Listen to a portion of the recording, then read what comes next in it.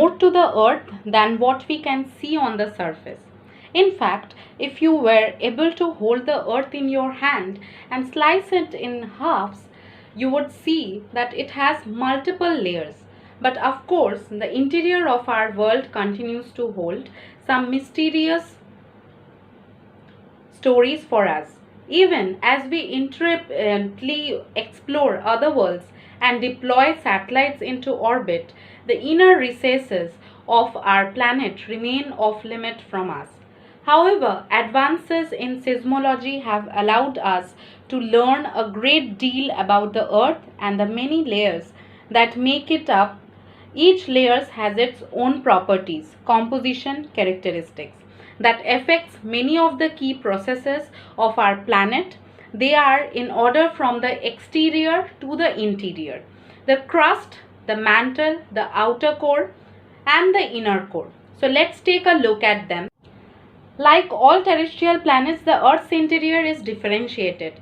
This means that it has internal structure consists of varied layers and arranged like a skin of onions. Arranged like a skin or like onions. Peel back one and you find another, distinguished from the last by its chemical and geological properties, as well as vast differences in temperature and pressure. The outermost solid part of the earth is brittle in nature. The thickness of the crust varies under oceanic and continental crust. Now first let me tell that crust is divided among two types, Sial and Sima. Now what is Sial? Sial is considered as continental crust, or which makes continental plates, and Sima is of oceanic crust. Okay, so the thickness of the crust varies under oceanic and continental crust. Oceanic crust is thinner, is compared to 5 kilometer thick, and whereas the continental crust is thick around 30 kilometers. And the continental crust is thicker in the areas of the mountain regions and major mountain systems. It is much as 70 kilometers thick. So the continental crust are thick approximately more than 30 kilometers, or you can tell 70 kilometers approximately, whereas Sima is a thin layer which only exceeds up to 5 to 7 kilometers. Am I clear?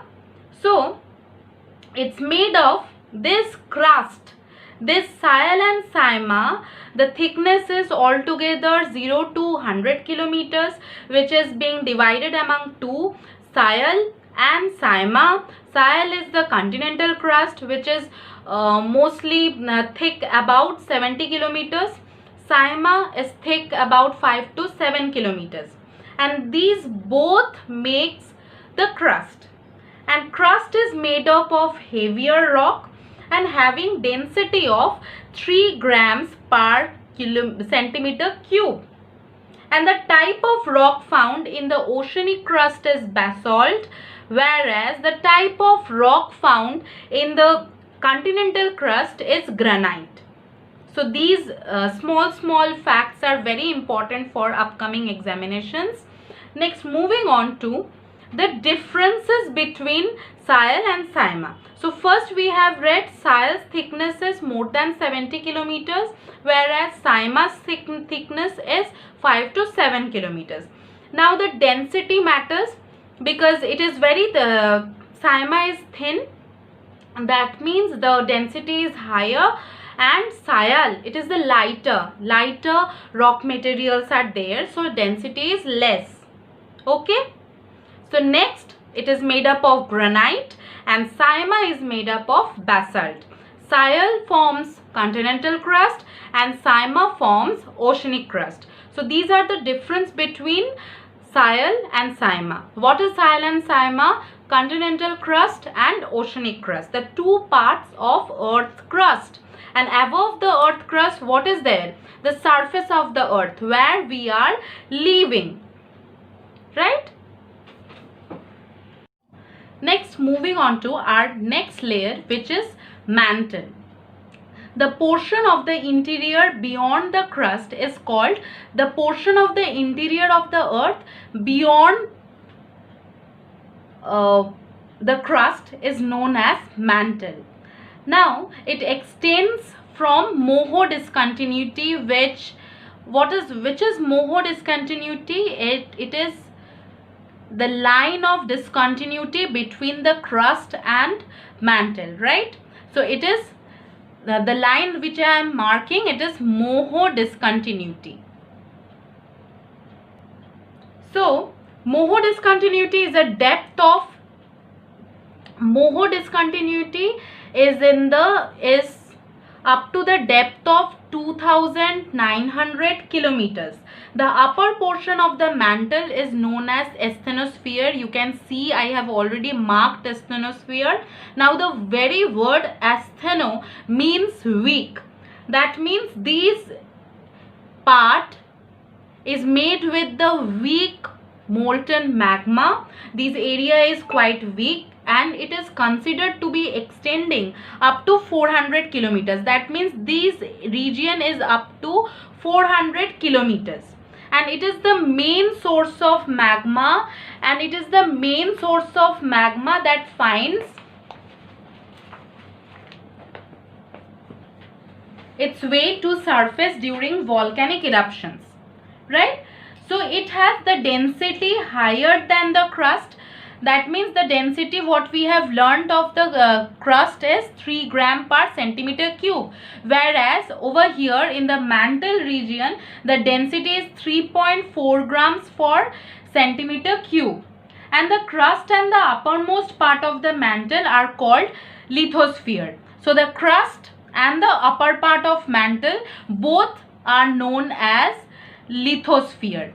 So these both the part is lithosphere. What is lithosphere? The layer of solid rocks. Okay. Now the thickness ranges, the upper mantle and lower mantle both, the thickness ranges is 10 to 200 kilometers. And the lower mantle extends beyond the asthenosphere and it is in solid states. So a question may come that lower mantle's state is solid. Okay. What state? Lower mantle is in solid state. Next, moving on to the core. As indicated earlier, that the earthquake waves velocities helped in understanding the existence of different layers and the materials in the core of the earth, right? So the core mantle boundary is located, core mantle boundary. So you can see it is, I have marked over here, it is outer core, it is inner core. And the core and mantle boundary, you can see the lower mantle, the line between lower mantle and outer mantle, outer core to be correct, sorry. So this, located in the depth of 2900 kilometers. The outer core is in liquid state. Now many a question may come that why outer core is in liquid state, and later on you will find out that inner core is in solid state. Why? Because the varied pressure differences. Okay, pressure differences is the basic reason why we are getting inner core is much hotter, but we are getting solid materials over there. Facts are going on, and liquid in the outer core. So the density of materials at the mantle core boundary is around 5 kilometers. So mantle core boundary, the density is 5 grams per centimeter cube. So you can see the density of materials, density of the layers are increasing when we are going deep down towards the core. It is increasing. So initially we began with 3 grams per centimeter cube. Then in the mantle it was 3.4 grams per centimeter cube, and now in the mantle core, mantle to the core, it is increasing by 5 grams per centimeter cube. Okay. So next, At the center of the earth, you can see this is the center of the earth. Okay, it is the cutout portion from the earth we are showing, and this point is the center of the earth. Now from the center of the earth at 6,300 kilometers. Okay, so as we all know that earth's radius is of 6,300 kilometers.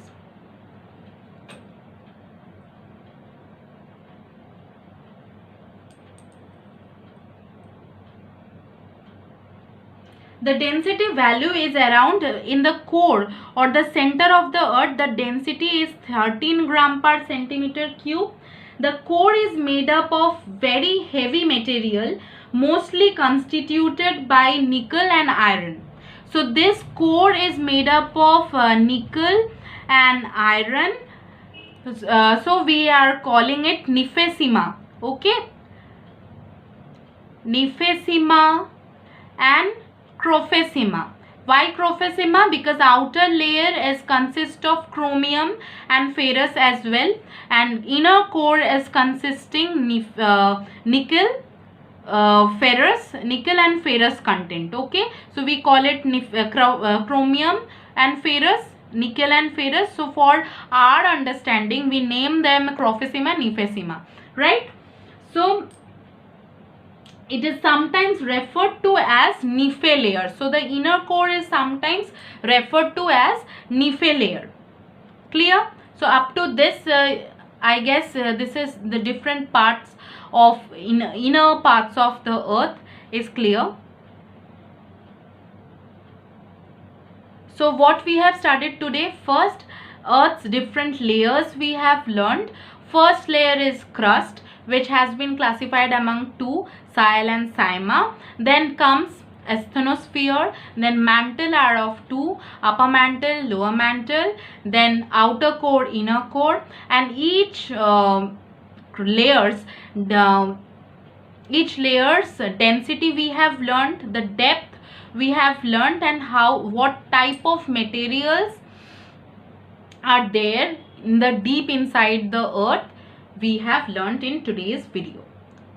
So if you like today's explanation, do comment us on in the comment section, and like, which will encourage us for making more videos. And if you haven't subscribed yet, please subscribe to our channel for more important video lessons on geography. Thank you.